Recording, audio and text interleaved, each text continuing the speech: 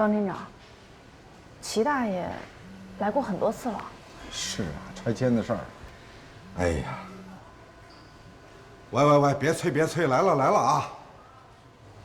这些年啊，来了得有几10趟了，因为拆迁的事儿，平常儿子也不管，这么大岁数了，这让人头疼。可是方厅长，您作为一个庭长，端茶倒水，这些事儿您也得干。咱们基层法院不就这样吗？你看，人多事儿多事儿杂，东一榔头西一锤子，摁下葫芦起了瓢，没办法，什么都得管。你知道就咱们这个法院，一年下来有多少个案子？多少？2000多。2万多件。2万多件。是啊，你想这平均到我们每个法官身上，每个人这得多大工作量？所以，小老师，你既然下来了啊，你就要做好准备，要做好吃苦的准备。我不怕苦。那太好了。走，得赶紧走了。驳回原告杜斌的全部诉讼请求，本案受理费100元，减半收取50元，由原告杜斌负担。如不服本判决，可在判决书送达之日起15日之内，向本院递交上诉状，并按对方当事人的人数提出副本，上诉于西南省荣州市中级人民法院。审理完毕，闭庭。周法官，可以啊，第一次做法台，有模有样的啊。这你们还别说啊，往法台上这么一坐，感觉还真不太一样。这视野一下子就宽广了。法袍这么一穿，法锤一敲，哇塞，我整个人的气场都出来了。以前师傅老和我说，坐在审判台上，你的背后是国徽，你的一言一行就代表着国家，你的底气是不一样的。现在啊，我完全都懂了。哎呀，最后一个给我了，不好意思了吧？啊？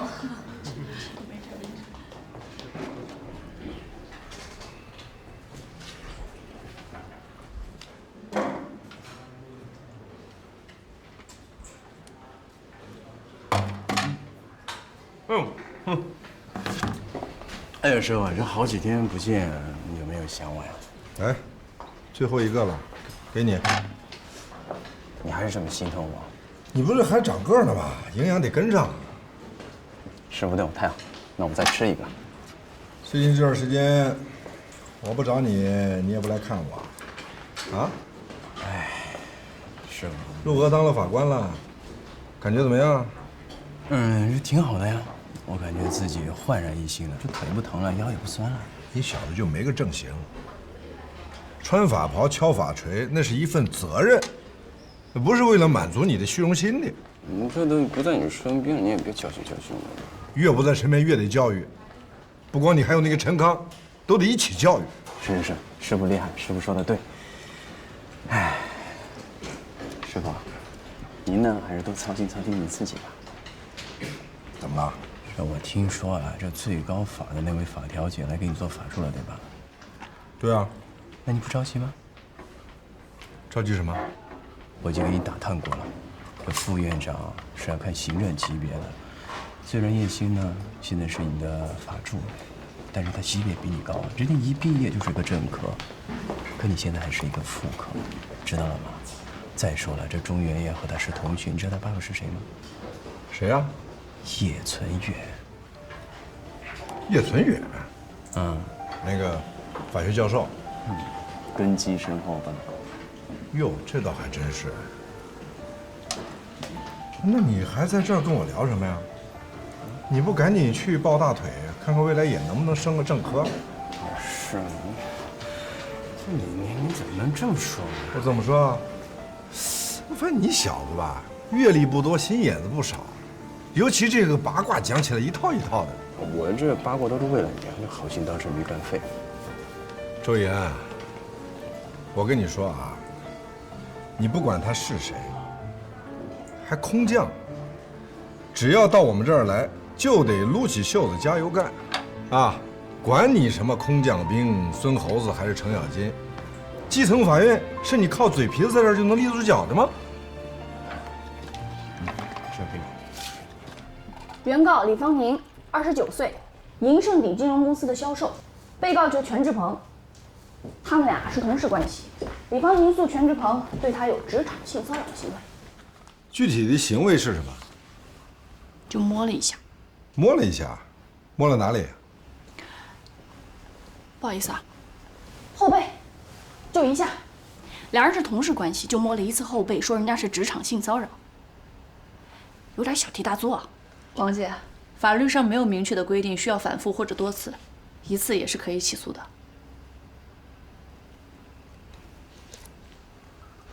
方厅长，我是说错了什么吗？道理是这么个道理，不过嘞，民事诉讼啊，很多时候，当事人表面提出的诉求，也许并不一定是他内心真正的诉求。为什么呀？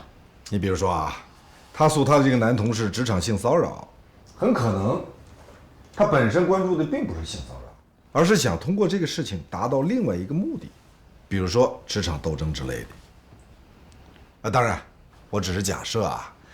所以咱们这个诉前调解，最重要的就是要透过现象看到本质。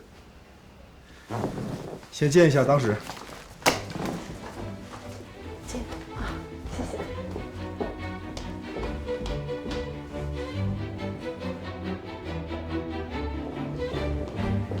李芳宁是吧？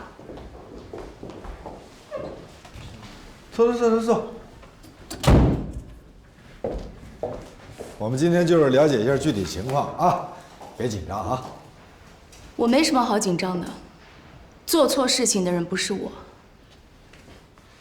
说的没错啊，这个你的感受我们都能理解。不用说这些了，方法官，直接进入正题吧。好，那我们就先了解一下啊，你的这个男同事之前跟你有过肢体接触吗？有过。像你说的这个碰触后背的行为，以前发生过？哎，法官，不是碰触，是摸。他摸了我。哦，那像你说的这个摸你后背的行为，以前也有过？有，而且很多次。那你之前就没觉得这是性骚扰行为？没有，唯独这一次啊？是。为什么？因为那天他明明看我穿了露背装，还故意把手放上来，接触到了我的皮肤。所以你觉得他是故意的？他就是故意的，我感觉到他的手指在我的后背上摩挲。那你的诉求是什么？道歉，我要他公开道歉。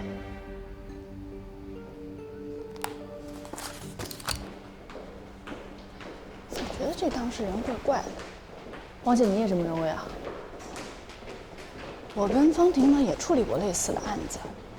常理吧，像这样的事儿，女方都会比较敏感，或者有点脆弱，还会哭哭啼啼的。可这位，是啊，李芳宁的态度太坦然、太镇定了，好像事情没有他说的那么简单呢。回头我们再听听被告怎么说。那就是不要脸，明明就是拍了一下，非说我老公摸她。你说那女人她上班她穿成那样，她是为啥？她不就是为了勾引男人吗？还想摸她，谁恶心死我了！冷静冷静啊！这个今天呢，我们就是先从双方初步了解一下情况。全志鹏，那你从你的角度说说，怎么回事？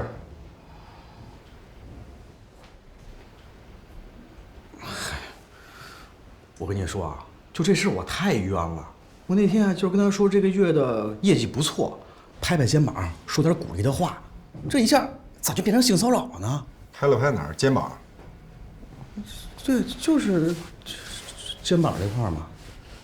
可是对方说你是摸他的背，也不是拍。我没摸，我就是拍了拍。啊，那这么说是他误会你？对，他误会了。那你后来你关于这个动作，你跟他解释过吗？我解释不清，他就死了命的就要告我。这次，我跟您说实话，就这李芳宁啊，平时在公司他就不检点了就。对，我还有证据呢。来，您看看这些照片，您自己看。你看，这正经女人谁玩这种游戏呢？你跟男人就是那样嘴对嘴。是，这个秦二爸，你这样，方便咱俩先单独聊聊吗？为啥呀？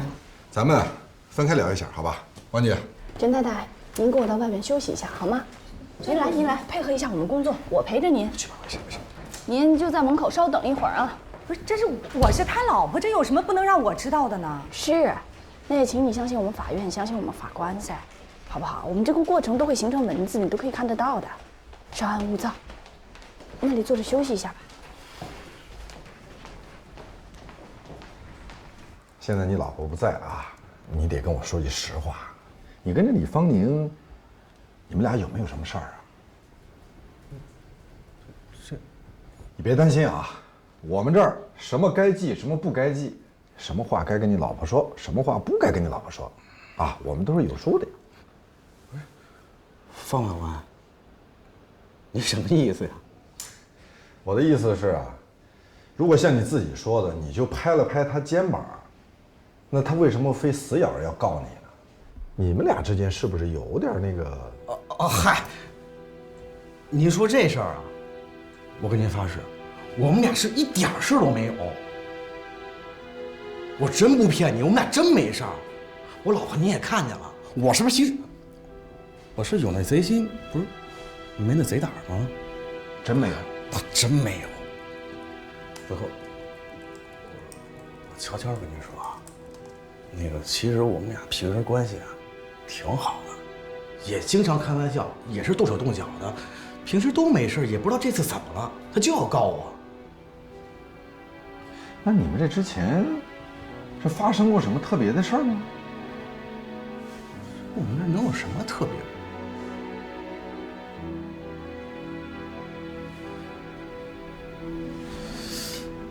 他不会因为那件事吧？什么事儿？你跟我们说说。哎，方圆，这案子你怎么看？哎，方法官，你再等一下，我再多说一句啊，我老公他分析的绝对是正确的。你看他们公司就是为了提一个销售总监，他就是为了跟我老公竞争，要搞臭他。情况我们已经了解了啊，现在谁也不能提前下结论，我们还要再跟对方沟通沟通。这还沟通什么呀？道歉我们绝对不可能啊。对。行，他要告我们奉陪到底。到时候上了法庭，我就给他们看这些照片，就相信看他以后还怎么做人。他这。行了，该说的我们已经知道了，我回去等消息，我们有需要了解情况的时候再通知你们啊。等我们通知啊。你自己说你是不是闲的？没事你拍他干嘛？什么事完就完了，你说你出来让人告上法庭，你不行啊？恶心啊！跟我就没关系这事儿，你说你跟我生什么气啊？怎么了？有事儿也别生气嘛，了解一下。律师，元宇宙律师事务所。要不然咱去咨询一下。咨询什么呀？你摸他了？我没摸呀。没摸你找什么律师啊？走，我们这是我们律师的名片。不是我的意思是咱们咨询一下，这多瘆得慌。坐吧。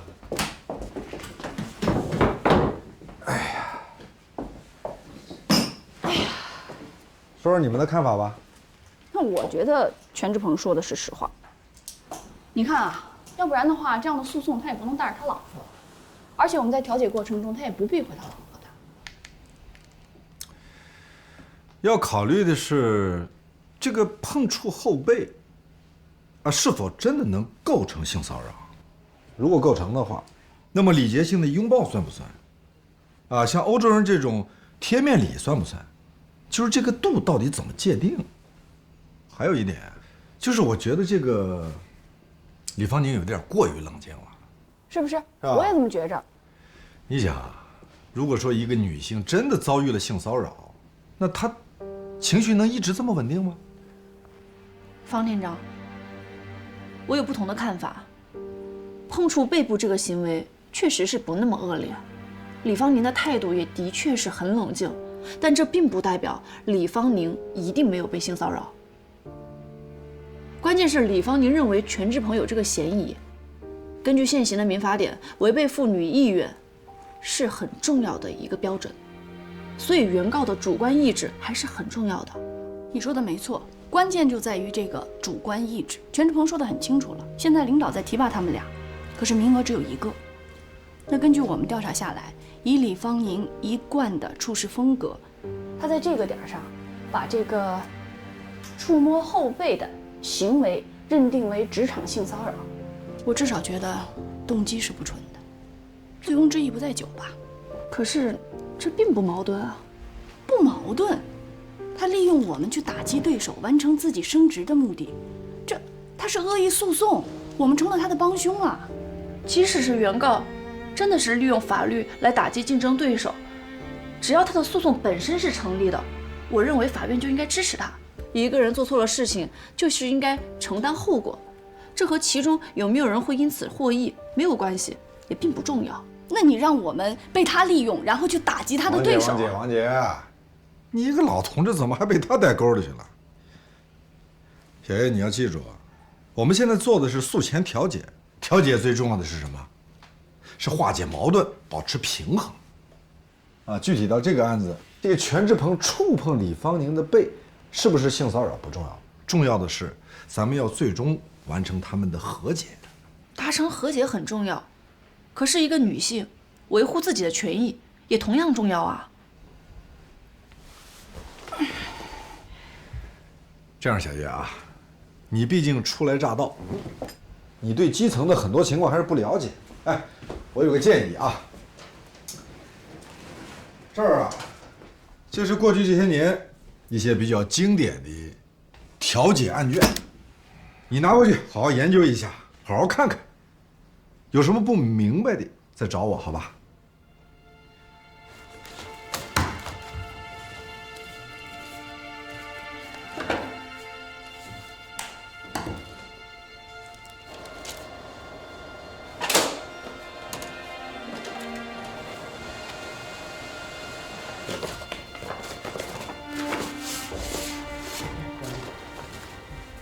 这方婷给了叶欣哪个案子啊？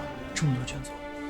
安子说他是下基层锻炼的，那到我们基层法院来锻炼，最能锻炼的就是接地气。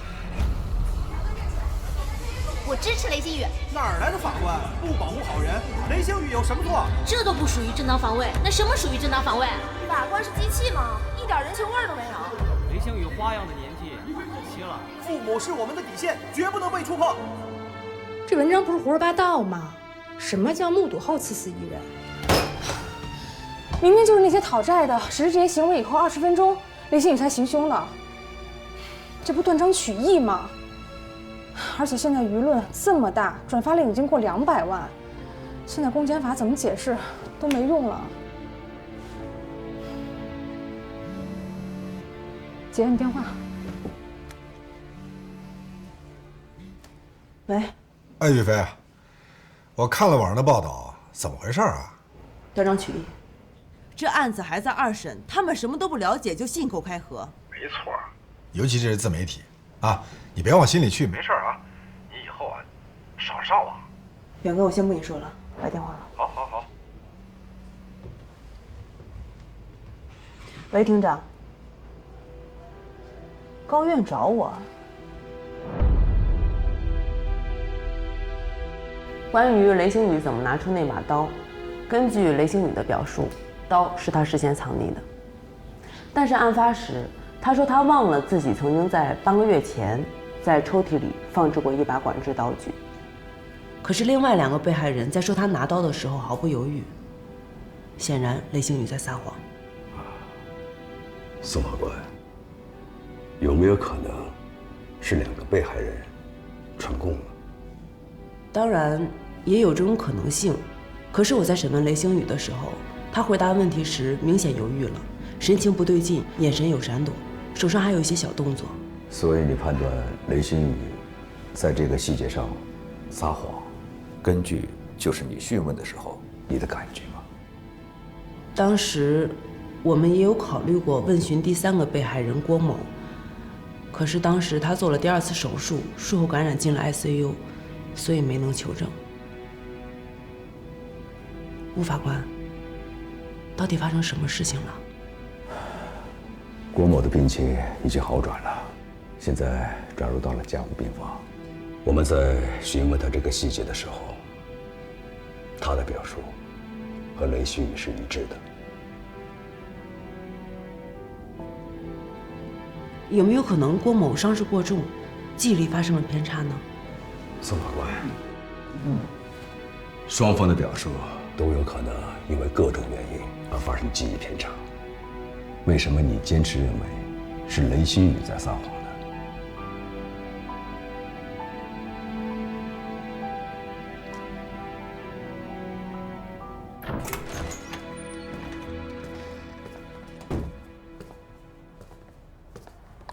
宇飞啊，佟丽还没回去呢。接着发。哎，没什么事儿。这么晚了还不回去睡觉？你也在关注这案子？一审法官是我的，我们认识。怎么认识的？朋友。什么朋友？王丽。这案子2审上诉的时候找过我。那你为什么没接？看了卷宗，太难了。所以你也觉得一审的判决是没问题的，对吧？怎么说呢？合法理，不合情理。所以你才没接这个案子。有心无力。也没想到一审后引起这么大的舆情。你也好好关心一下你的朋友，网上这些话很伤人。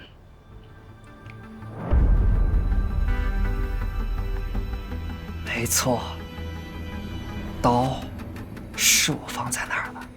为什么你要事先藏刀？我早就想弄死他们了。你不是说之前忘了把刀放在那里吗？我怎么可能会忘呢？那是我好不容易才找到的管制刀具。你撒谎了！只有这样，我才能脱罪。看，现在大家是不是都在同情我？雷星宇，放开我！放开我！来人啊！这把刀怎么不太顺手啊？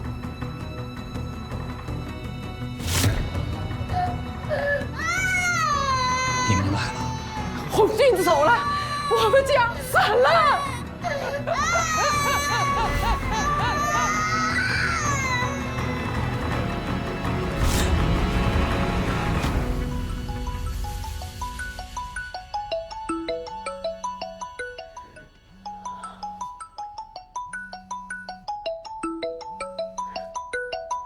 喂，妈。宇飞，网上那些话，我们都看到了，别放在心上啊。该吃吃，该睡睡。你要是心里堵得慌，妈会去陪你几天。哎，别，多大点事儿啊，不至于。我又不是第一天当法官，让他们说去，没事儿。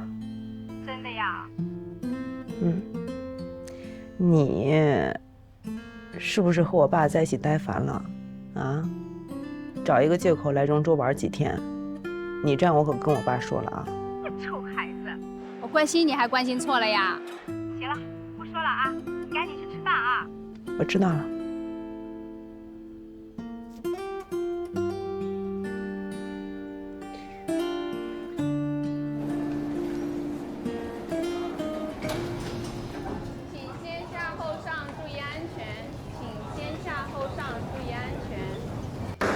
提教育啊！你跟你那贪财的妈一副德行，周强，你干什么？你说什么呢？你要打人是不是？你打人！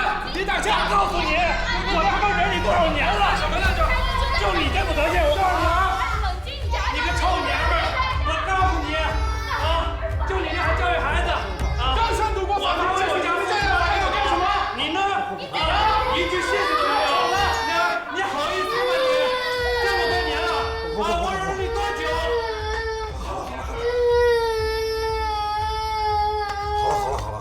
啊，没事没事没事，不怕不怕不怕。哎，话都说到这个程度了，啊，没必要嘛，对不对？安娜，我听你们这个情况下来，又没有什么原则性的问题。这还没调完呢。梅姐，这师傅开庭还抱着个孩子呢。这两口子打离婚官司的，哎呦，两个人又打又闹的，根本都不管孩子，孩子嗷嗷哭，可可怜了。你是不是心软吗？就自己抱着哄啊？不过说真话，这种离婚官司啊，孩子最可怜。你说我们法官看着孩子哭，心里也老难受。接不接受条件？离婚可以，孩子不给。睡着了，给他买的水，我给你换换吧。不用不用。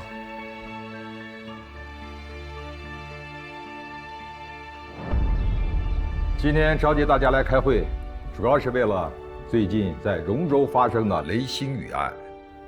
一审判决下来以后，舆论是沸沸扬扬，众说纷纭。应该说，大部分公众对雷新宇是抱有同情心的，对我们一审判决是有疑问的。现在线上线下、政府网站、信访部门都收到了海量关于雷新宇案件的重审要求。目前，二审法官就一审的一些情况正在重新查证，扩大了与此案相关人员的排查工作。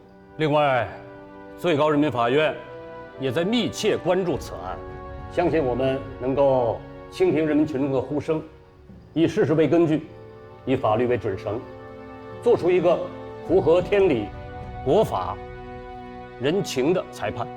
这个案子，老百姓的关注度高，司法呢要勇于接受舆论的监督。但是，我要强调一点，舆论不能代替审判。法院的工作，法律上的事儿，一定要按照法律法规来，不能受舆论的影响。另外啊，民政厅的同志，我也再说几句啊。我看了材料，有几个被害人家里边的生活比较困难，啊，这方面呢，你们要好好做工作。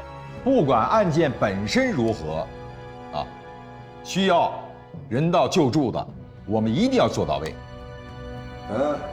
审理完毕，闭庭。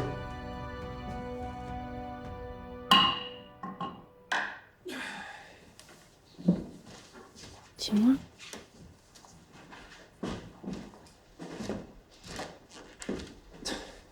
方法官，孩子给我吧。彩丽啊，孩子虽然判给你了，但我还是想多说一句，你这个脾气以后啊，还是得改一改，收一收，啊。尤其是以后不能当着孩子的面这么个吵法，好不好？回家也多跟孩子解释解释，听明白了吧？嗯。来。哎呦，你看一下，他已经签完字。金钟霞，事儿已经这样了，也不要多想了。虽然孩子判给他妈妈了，但是以后呢，多去看看孩子，尤其不能当着孩子的面这么吵架，记住了不？好，婚离了还是朋友，多想想孩子。谢谢。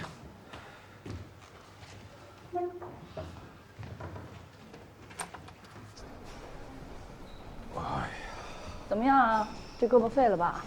全当锻炼。抱了这么久，哎，你这异性按摩叫不了，我给你个盲人按摩。我看你就挺好，既是异性又是盲人。你付得起我工资吗？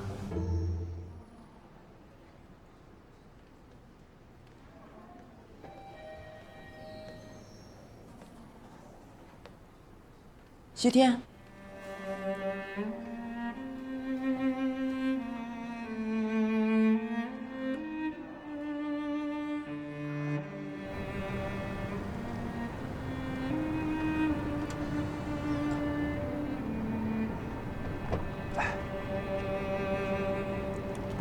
你带我来这干嘛？跳江啊，咱俩一块殉情。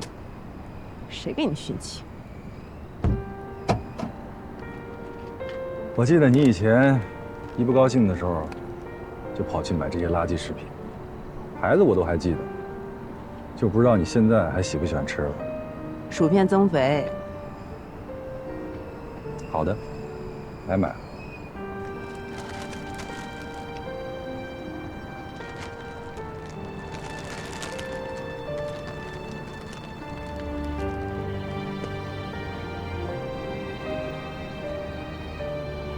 你啊，少跟那些网络喷子置气的，别跟他们一般见识。我没那么脆弱。没事少上网。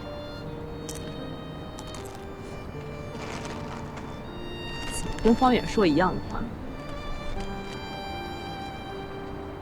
一直没问你为什么会突然回来。你觉得呢？听说双核的诚意很足，你一回来就是合伙人。哎，国外再好，我在那儿也是个外国人。就算我再怎么努力，人家一看我这张脸，就不会聘我当律师。后来公司索性把我派到香港，负责一些边缘的业务，就那么回事。那你这么多年也没安个家？娶个外国媳妇儿。嗯。你呢？我什么？你为什么也是一个人，不安个家？案子接案子，什么过来了？就这么简单，没了。没了。会不会是因为？不是。你看你吃的。嗯。躲什么呀？你什么样我没见过？哎，你还记不记得那次？什么？喝多酒那次。哦。闭嘴！大地铺外边演了一天超人。安哥，下班了，赶你的吗？我还有一份调研报告没有写完吧？你们先走吧。明儿再写吧，你命不要啦。对啊，你小心猝死哦。猝死？哎，喂，可以啊，你现在翅膀长硬了。行，你的那一份调研报告还没有写完，你赶紧给我写完，不写完不许走。哎呀，这电影还有15分钟就要开演了，我们走了，改天再加班。你打断我思绪，写到什么地方了？哎呦，那个实在不好意思，你再等我一下好吧？没事，你先忙。谢谢。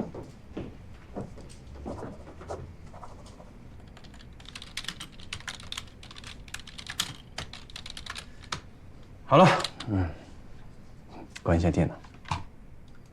好，走吧。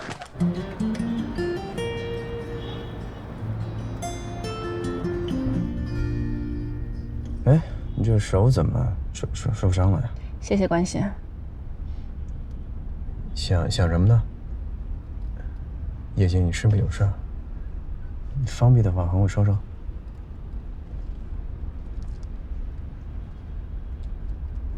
当时我们3个人讨论案子，讨论的好好的，然后他突然就让我去弄卷宗，这不就是想剥夺我说话的权利吗？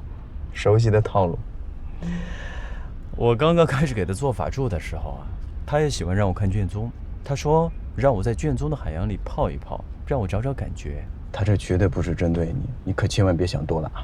我工作3年了，参与编写指导性案例，我每天都在卷宗里泡着。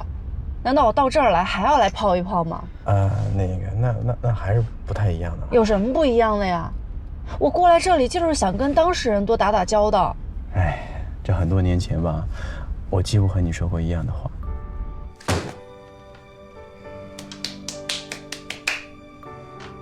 怎么了？不乐意啊？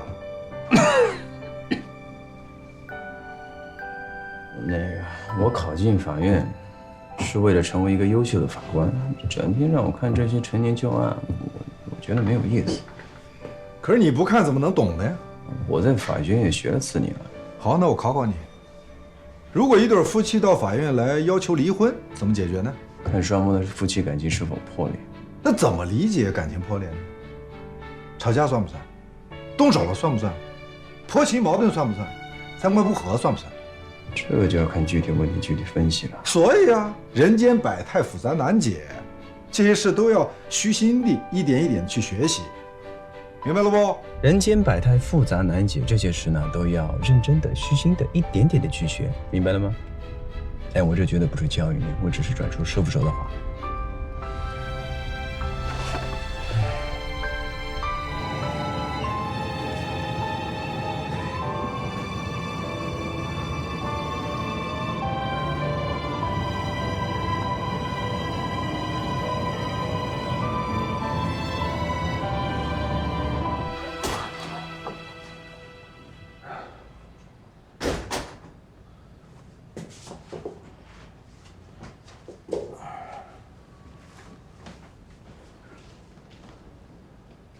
睡了啊？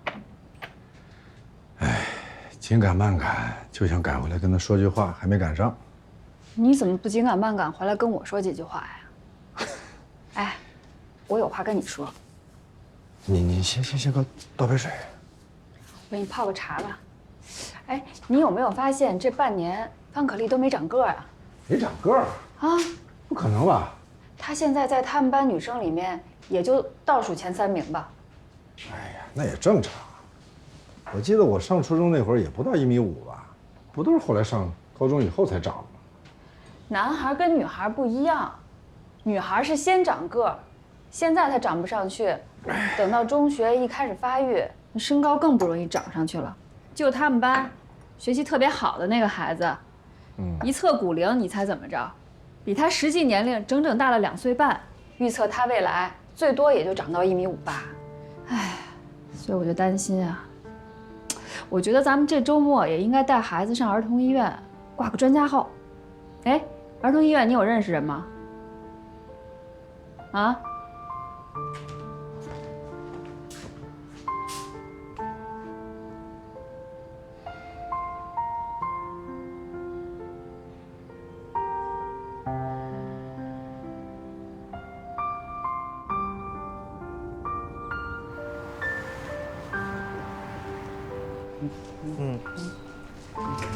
周法官早。Morning。好，再见。早。周法官，华府木业劳动争议案的律师刚跟我打电话了。他说什么呢？他们的意思是开除原告呢符合公司规章制度，没有任何问题。所以原告提出的2点诉求，不管是赔偿300万，还是说介绍一份好的工作给他，他没有办法满足。啊？态度这么坚决呢？一般来说啊，用人单位如果觉得员工达不到自己的要求，可能会想办法让他们自己辞职，或者合同到期了不再续约。像这种直接开除的手段，确实很少见。抓住重点，原告约了吗？马上就到。好，聊了再说。方厅长。哎。我已经看完了。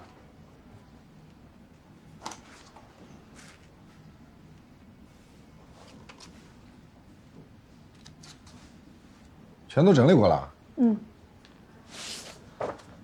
哎呀，你说你，我说让你看，又没说让你整理，搞得跟我欺负你一样。举手之劳。方厅长，不过说句实话，李芳您这个案子审判和调解不同的考量，我心里还是没有绕过弯子来。不过您放心，我不会再和您空对空论战了。不，论战我不怕。关键是我们是不是在同一个层面上讨论问题？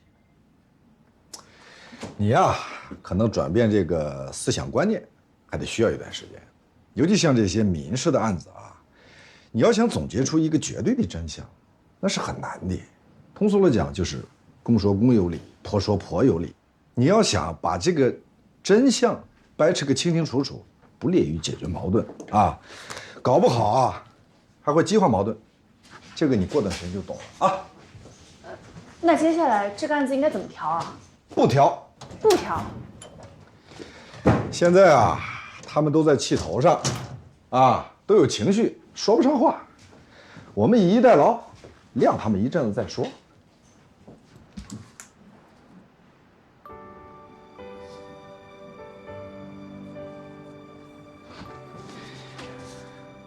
还有事吗？没事了，我先出去了。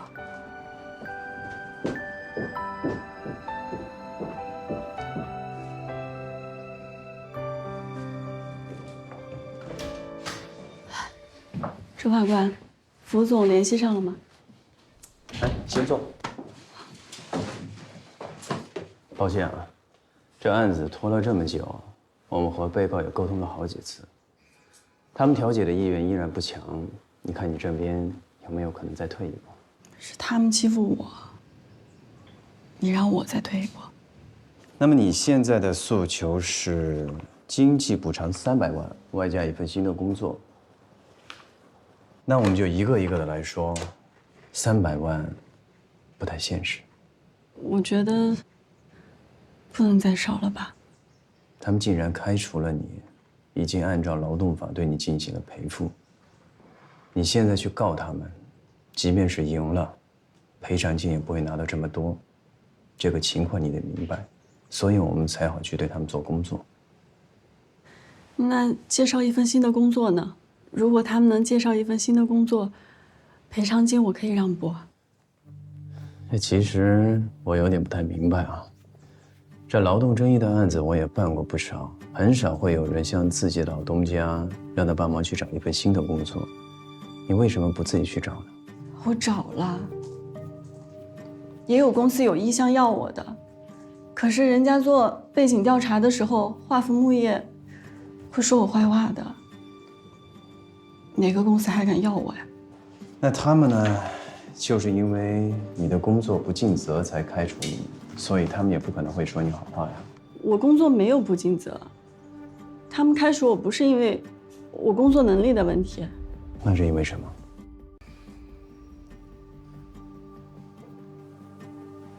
你是不是有什么想说的？你可以说出来。你既然到了法院，你应该相信，我们会维护每一个当事人的公平正义。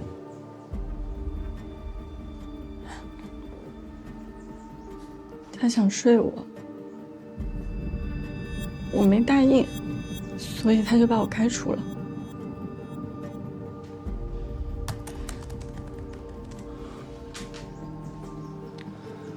你别害怕，有什么事情，你方便和我们说说。大概是半年前的时候，有一次应酬，董秘书和符总都喝多了。董秘书要送客户，所以让我去送符总。照顾好就好。Thank you。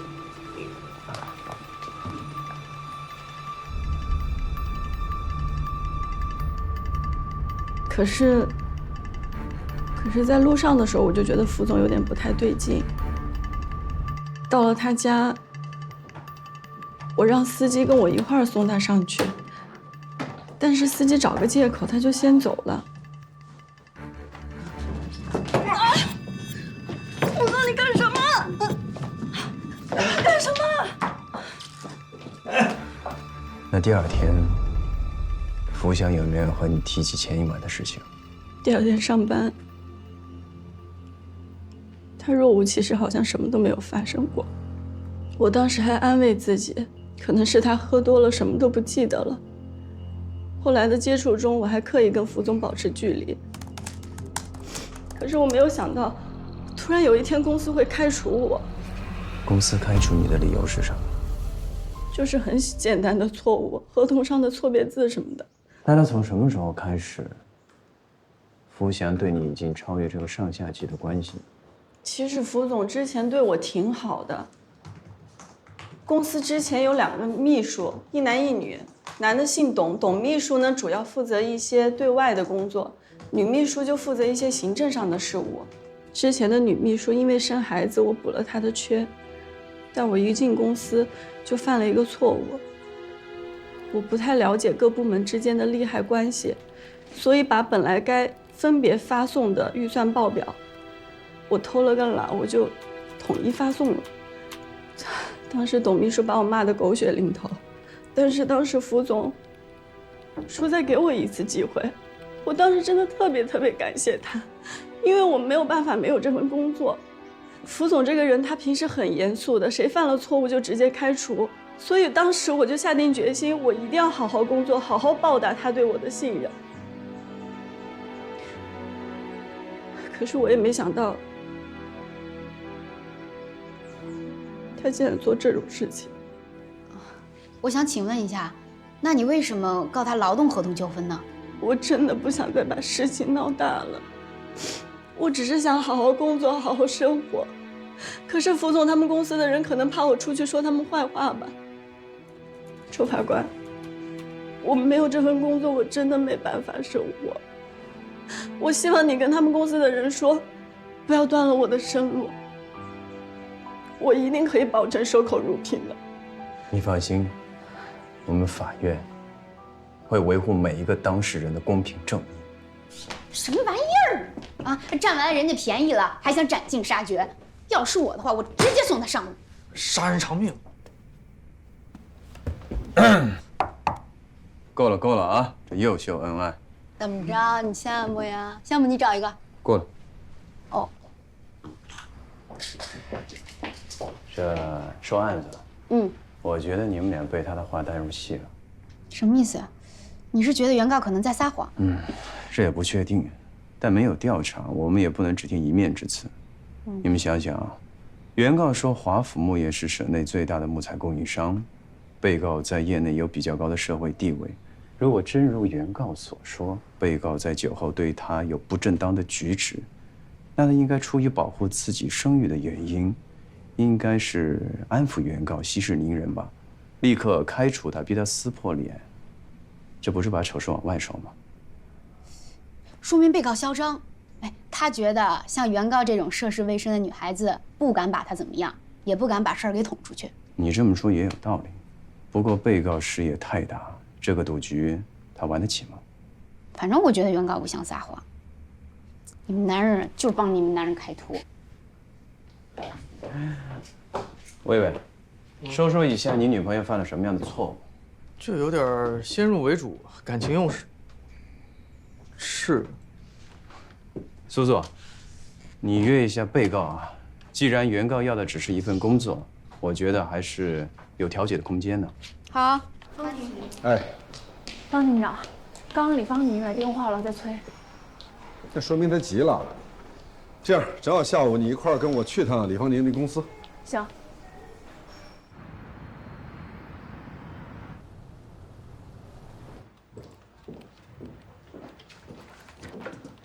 你好，你们是？你好，我们是兴城区法院的法官，想找一下你们倪亮倪总监。好的，请跟我来。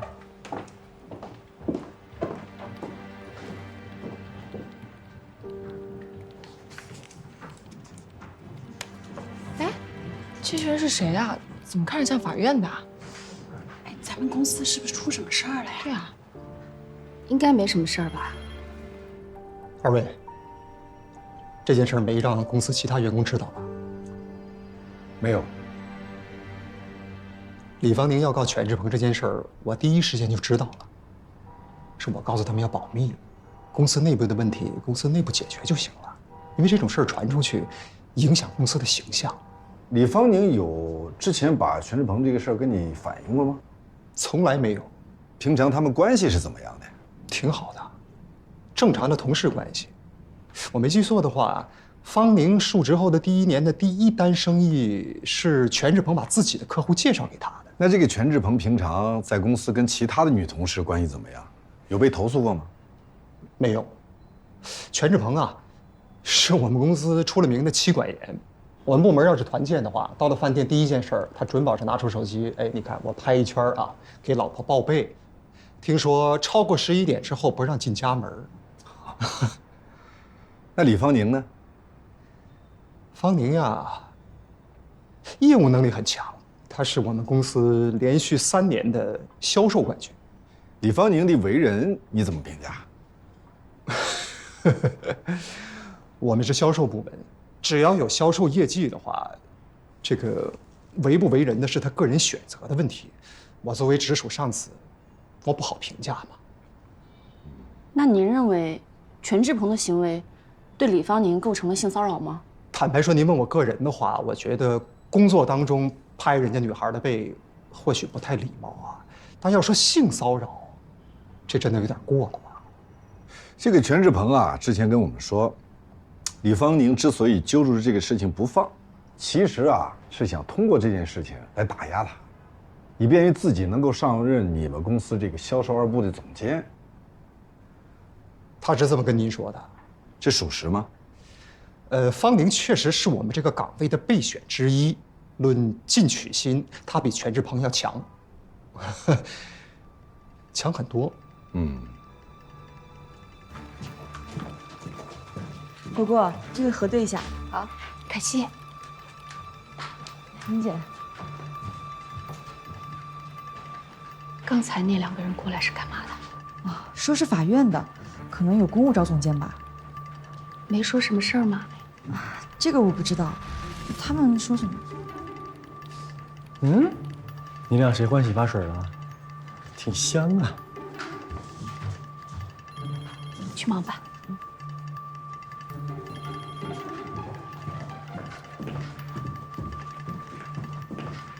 Kathy，倪总，说多少遍了，前台是公司的门面，你的形象就是整个公司的形象。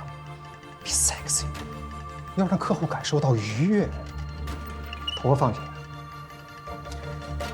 放下来。味道不就出来了？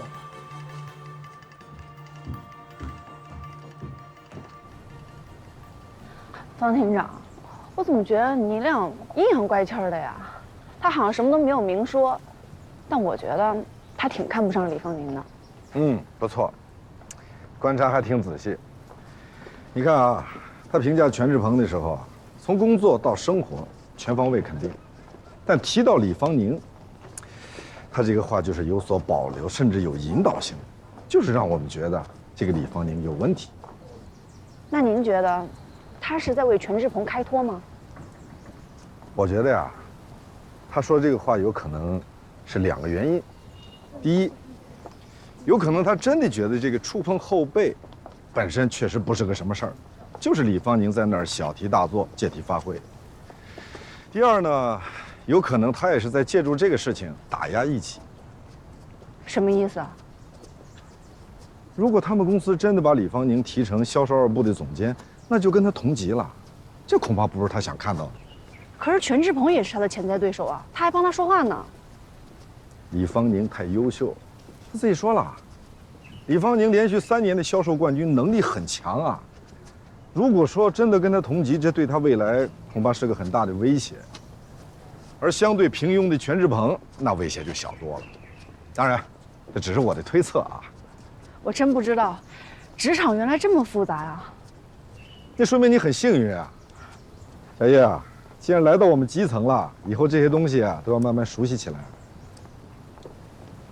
可是方厅长，我还是觉得，不谈背景，性骚扰本身是否成立，才是这个案子的关键点。不，还是那句话，调解更看重的还是怎么处理，最终才能更符合双方当事人的利益。可是如果性骚扰成立，那我们不是应该更看重李芳宁的诉求吗？小叶啊，对于这个问题你怎么想的，我很清楚。这样，咱们假设啊，假设李芳宁胜诉了，但是由此带来的后果是什么？你想过？什么后果？首先就是社会舆论。就算李芳宁法律上赢了，社会上也会有很多的流言蜚语。那就不是李芳宁的问题了，无需理睬。小叶老师啊，不是所有人都像你这样的条件，他们也不是在你的这种工作和生活环境当中生存的。所以说，对于某些女性来讲，这些流言蜚语就是致命的。可是李芳宁，小叶老师，咱不说了啊，院里一堆事儿呢，赶紧走，赶紧走。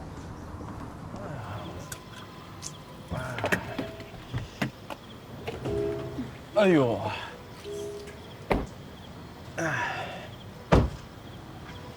哎，妈，你在这干什么呀？你怎么不上去啊？谁呀？哦，这位是那个我的同事新调过来的，就住咱们家对门。哎，给你介绍一下，这位是我的妈妈。阿姨你好，我叫叶欣。叶欣？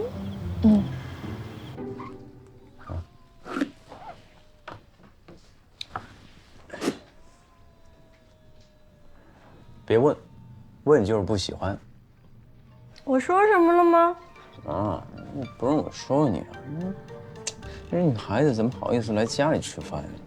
呀，我也没有把她硬往家里拉呀。哎妈，你是不是又想找儿媳妇了，对吧？对呀。这姑娘一看呢，就没结过婚啊，不，男朋友都没有。这你又知道了？那当然了，她要有男朋友，她能大老远从北京调过来呀。妈呀！不是，我再跟你说一遍啊，我呢是帮她搬家，不小心把自己的腰给扭伤了，她呢是替我开个车而已，明白了吗？你别想多啊，没有的事儿。哎，我觉得她长得挺白呢。来，快点，进来坐。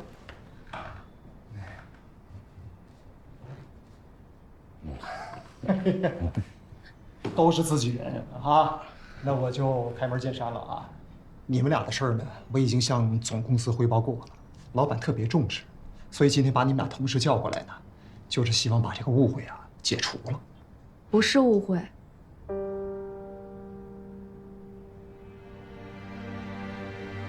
你想干什么呀？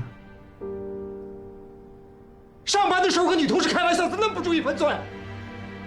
是，方宁啊，我不是说你啊，你没来之前，我狠狠地批评他了一遍。全志鹏承认错误了，他说呀，日后再也不会有类似的事情发生了，是吧？对。志鹏，今天当着你太太的面儿，给人家方宁道歉，诚恳道歉，请求人家的原谅。哎呀，方宁啊，对不起。这我一直觉得咱俩是在开玩笑，谁成想你还真当真了。我今天诚恳地向你道歉，对不起，希望能原谅我。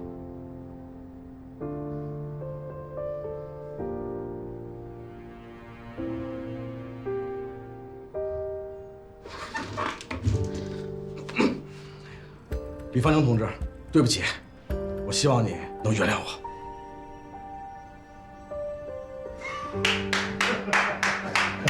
这不就对了？方宁啊，你跟志鹏是我的得力干将啊，今儿把事情能说开了啊，我特别高兴。没事了。谁说没事了？那方宁，你还有什么其他的要求吗？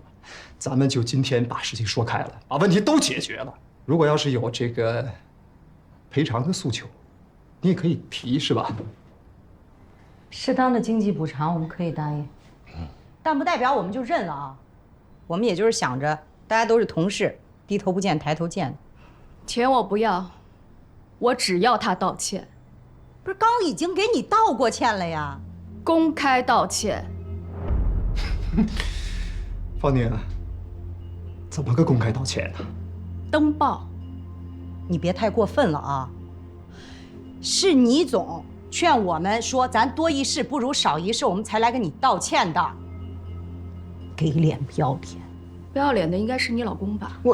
你说谁不要脸呢？啊！你自己看看你什么玩意儿，你自己心里没点数吧？你干嘛？你现在还护上了你？公司，你还护上了是吗？没摸够是吗？去，继续摸。有这么一个老婆，难怪平时这么猥琐。你说谁呢你？你方宁，你要干什么你？我的诉求从头到尾十分清楚，公开道歉，否则我会让全荣州市知道你老公咸猪手伪君子的真面目。你别以为我不知道你想干嘛，你想升职，你走正路啊！够了，这是我的办公室。全志鹏啊，带你媳妇回去。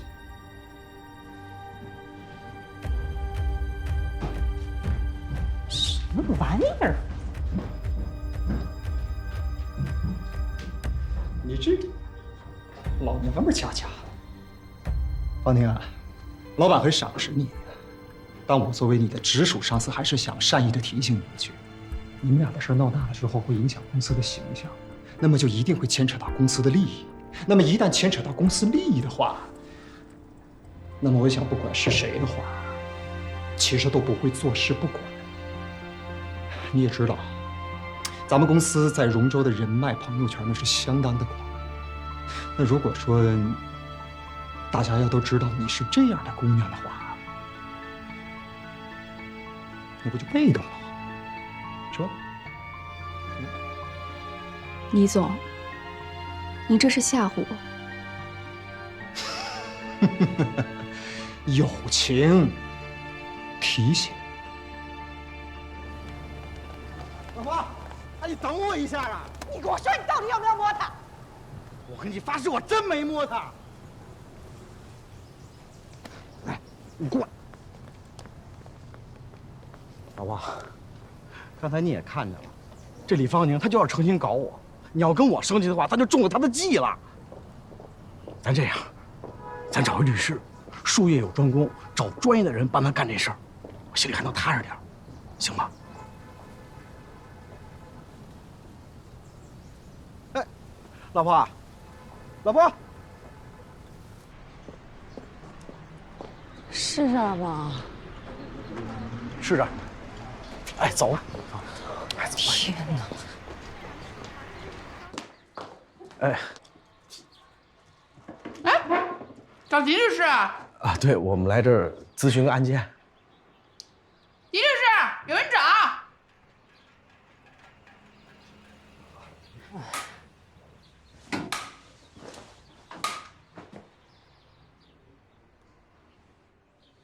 坐。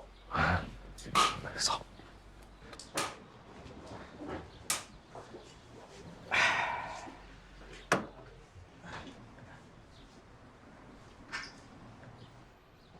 办什么案子呀？啊，明白了。被小三儿敲诈勒索了吧？不是，你是律师哈？啊，那办过什么案子呢？说了你们也不知道啊。第一次踏上官司吧？瞧见没？对面就是法院。我们狄律师要是没两把刷子，敢把律所开这儿，放1万个心。你们聊着，我出去办事儿。能包赢吗？法院不是我开的，不包赢。但是，他朋友多呀。就是有人。谁负责办你们这案子呀？哦，我这案子现在正在调解。那负责给你们调解的是哪位啊？方远，方法官。方庭长。您认识啊？他认识我。啊？您看看，是不是他？哟，哎，这怎么还俩电话呢？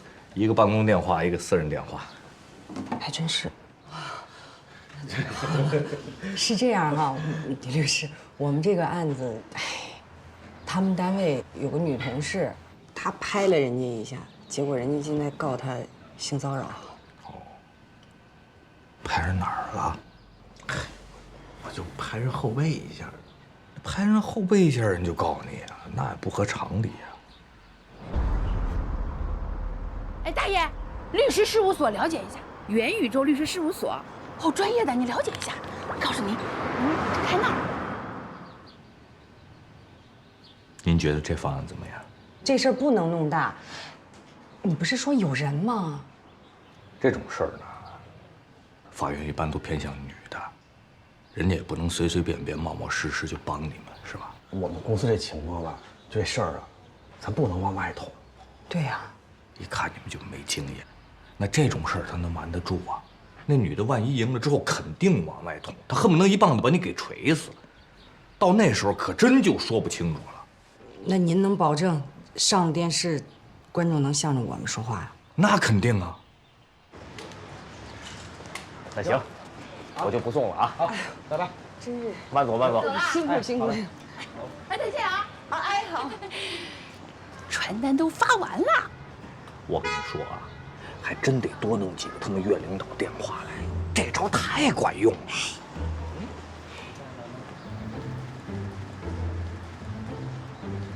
就这2个条款，我觉得再看看。好，好，好，好吧。那方庭长，李芳玲的案子我还想跟您讨论讨论。难道您认为女性遇到性骚扰的事情，那那就只能忍气吞声认命了吗？当然不是啊，我鼓励他们大声说出来，鼓励他们来法院，用法律来保护自己。对呀，那我们法院就应该狠狠地惩罚坏人，不然这不是纵容了吗？具体案例也要具体分析。这样，小叶，我这儿还很忙，好吧？这个事情我们找个时间再说，好不好？那这样，我给你讲一个故事，好吧？这个就在去年，一个原本看起来老实本分的男人，在下班坐地铁的时候，不知道哪根筋搭错了，趁着人多，他就摸了旁边的姑娘一把，结果就被那个姑娘给摁住，送到了派出所。好在呢，认错态度比较好，根据治安管理条例，拘留了5天，放出来了。放出来之后呢，这个姑娘还是觉得不解气，然后就跑到他单位闹，不仅闹，还把他的个人信息全部都放到网上。这个男的受不了这些网络的舆论压力，自杀了。自杀了？男的自杀之后呢，他老婆和孩子又受不了了，又去找这个姑娘闹，然后也是把他的信息放在网上，并且挖出来很多黑料。女的也受不了，也去自杀，幸好自杀未遂。所以小叶，原本一个很简单的案子，结果呢，最后被无限放大。你觉得这样就对吗？签字。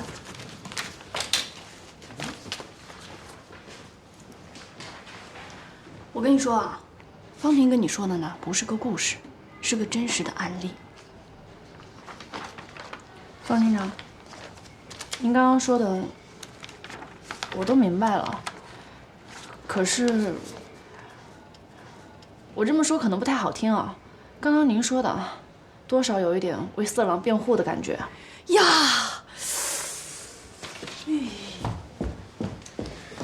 小叶我刚才跟你说这个事情呢，其实是想告诉你，这人在今天这个忙碌的时代里，大多数是很容易陷入一个非理性的状态。尤其是一件本来就不是很大的事情，一个事情做错了，认错道歉，也承担了相应的法律责任，应该可以了吧？起码罪不至死吧？一件小错就喊打喊杀，甚至要把对方斩尽杀绝，这也不对吧？我们这个社会不应该这么粗暴，你觉得呢？去忙吧。谢谢您，方厅长。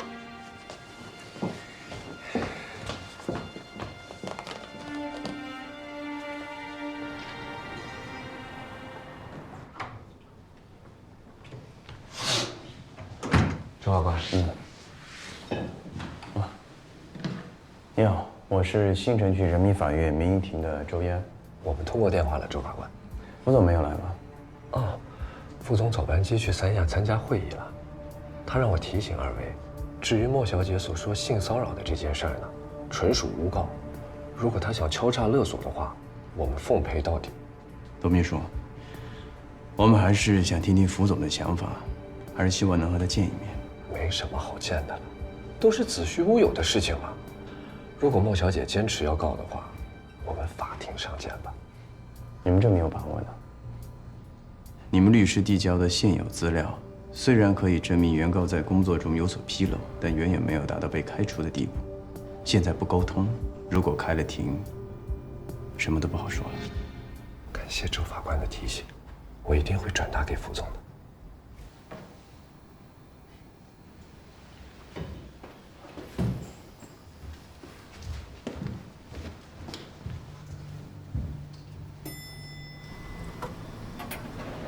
周法官，这被告态度也太蛮横了吧？会赢的，简单沟通一下都不愿意，完全一副能赢的样子，这么自信吗？是啊。副总，走了，走了，要不然给某某推个工作吧，大事化小算了。我要给他上一课。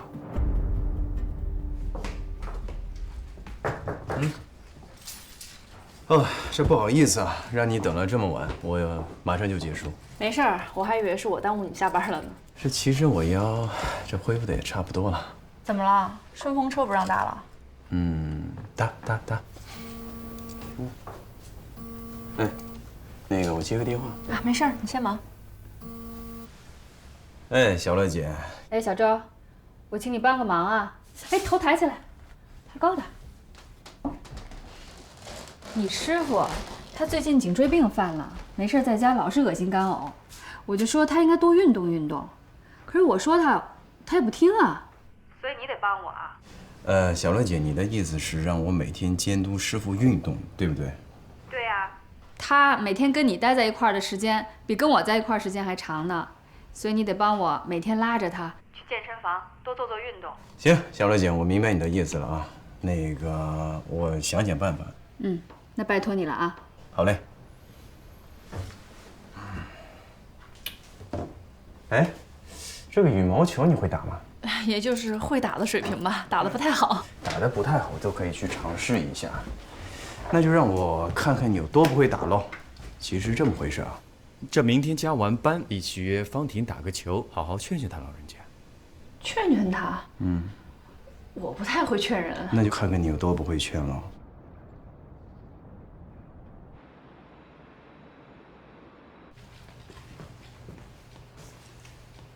叮咚。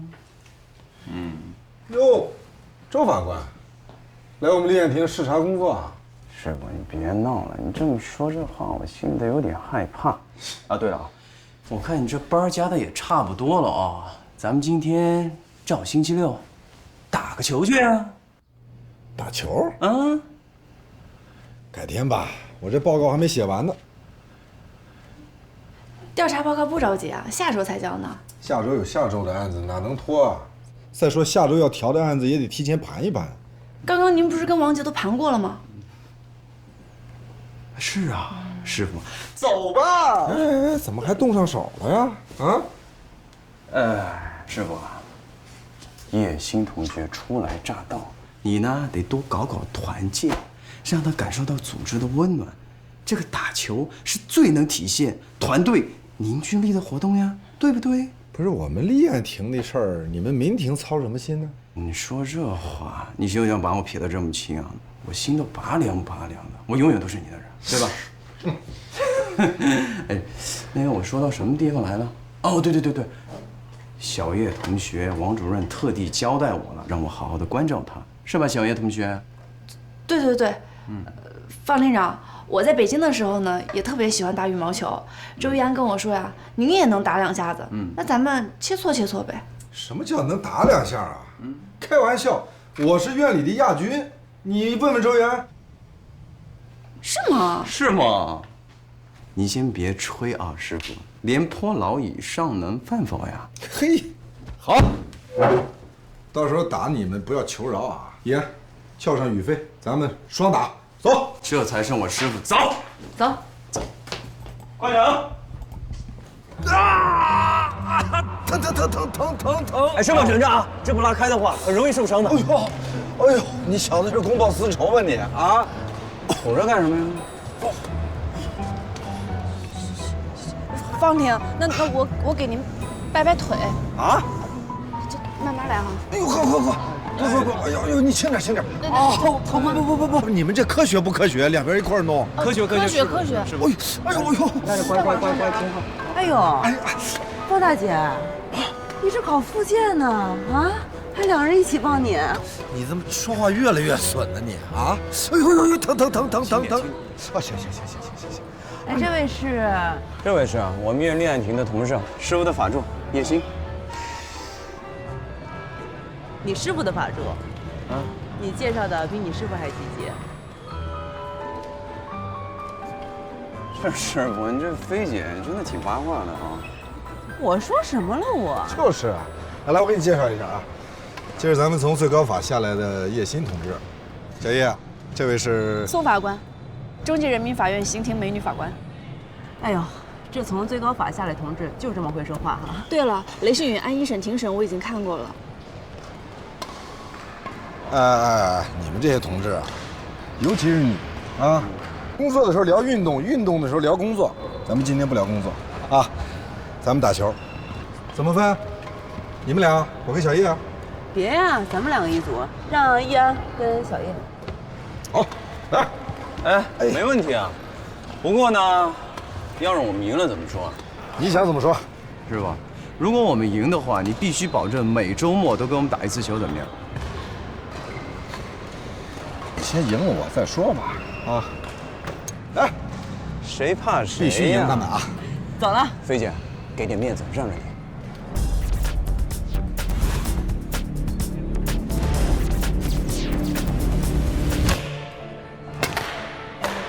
菲姐，嚯！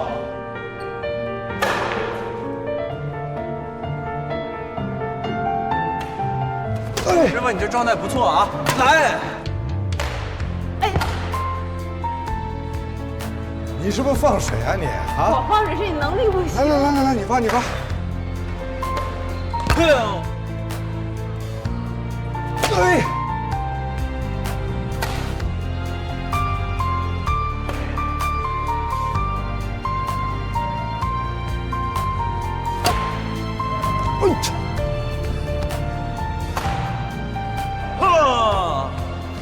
师傅，你输了啊！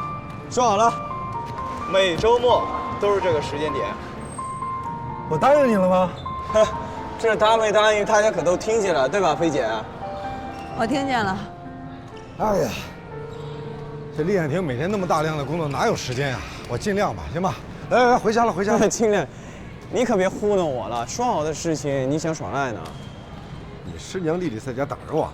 下次那不行，你再不答应，我就缠着你死活不放。哎呀，我尽量，行吗？我尽量，就这么就说啊。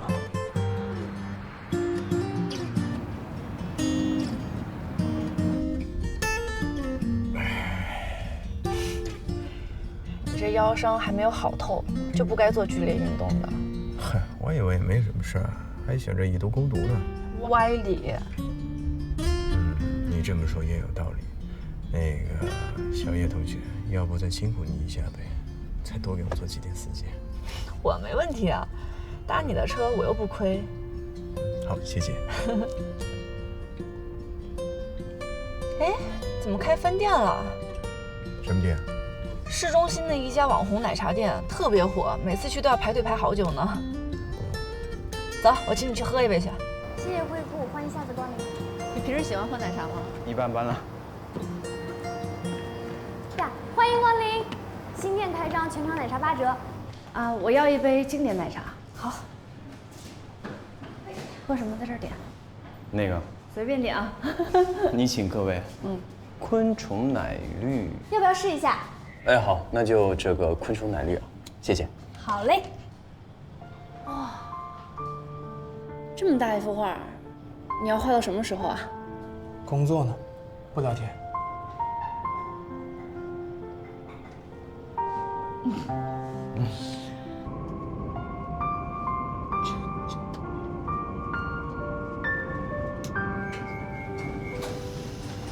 请先下后上，注意安全。请先下。观众朋友们，大家好，欢迎来到荣州新鲜事节目现场，我是主持人市民全先生啊。今天给本节目的来电来了，他说自己在工作单位被看什么呢？这么专注？说什么？哦，职场性骚扰。全先生啊，很无奈，觉得自己被冤枉。具体什么情况呢？咱们来了解一下。全先生您好。哎，你好，主持人。这个事情啊是这样的，就前些日子我在我们公司带丽丽进屋写作业跟个女同事聊天，写完了，这正好聊到我们俩喜欢的话题，当时挺开心的。我就用手拍了她后背一下。再看会儿书，该睡觉了。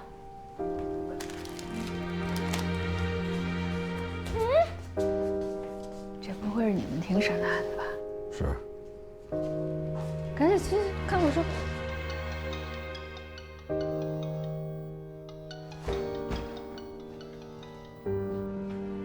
方店长，怎么了？你身边有电视吗？有啊。你马上打开电视，看一下荣州民生频道。行，我知道了。是啊，现在是法治社会，对吧？你不能是干什么事情都要摆事实、讲道理的，哪能是让他就随便就破坏别人的家庭？你说这事儿他朝哪说理去？回来了。啊。都是你的快递，全是衣服吧？跟你说过多少次了，你要买衣服可以，买点正经衣服。你看看你，每天穿的不三不四的，像个什么样子？人家设计师就这么设计的。设计师就这么设计的啊？就非得让你露个大脖子？大家好，我们现在来到的就是全先生的公司。我都是为你好，你还听不进去？你过来看看，这电视上正说呢，有个女孩穿了个露背的衣服，被人家给摸了，自己还跑去告，都不嫌丢人。有什么大不了的？这我们平时跟他关系都很好的，他也不像那么一个保守的人。我怎么看着这像你们公司呀？啊，你们公司是不是也有个姓全的呀？我跟你说话呢，你没听见啊？姓全的，姓全多了去了，怎么可能是我们公司啊？拍个背都能算骚扰啊？那我天天都在骚扰别人。那不是拍背，那是摸背，好不好？他穿的衣服可不就招人骚扰吗？切，先自我反省吧。露背怎么了？古代人少见多怪。猥琐男死不完。女人可以骚，男人不能扰。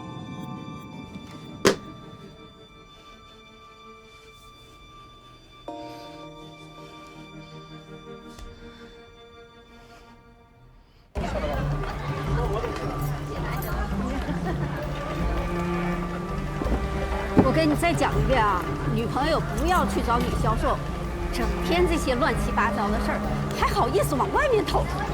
哎呀，不嫌丢人。这个女销售性骚扰的事情在朋友圈都转疯了，你站谁啊？女销售，你懂的呀，平时不要太随便了，拍个背就性骚扰了，一看就是职场内斗。穿的太少了，穿这么少也想被人摸吗？王店长，你看一下，这是几个点赞比较高的留言。方婷，快，就等你了。事态紧急，所以呢，咱们请综合办的小陈儿协助我们一起来处理这个舆情的问题。电视台节目播放之后，全网社交媒体都轮流曝光了一遍，现在都已经上热搜了。根据舆情内容来看，一开始人们还是比较关注职场性骚扰案件本身，不过目前呢，已经开始有一些质疑司法公信力的声音了。原被告双方情绪这么对立，调解的意愿相差又这么大，怎么调？调，咱们是和稀泥；判，性骚扰到底怎么界定？小陈啊，现在整个网络舆论的风向大概是一个什么比例？这支持原告和被告的都各占一半吧。我就说这个事情我们是两头都不落好，你说说怎么办嘛？让你来听意见，不是来发牢骚的。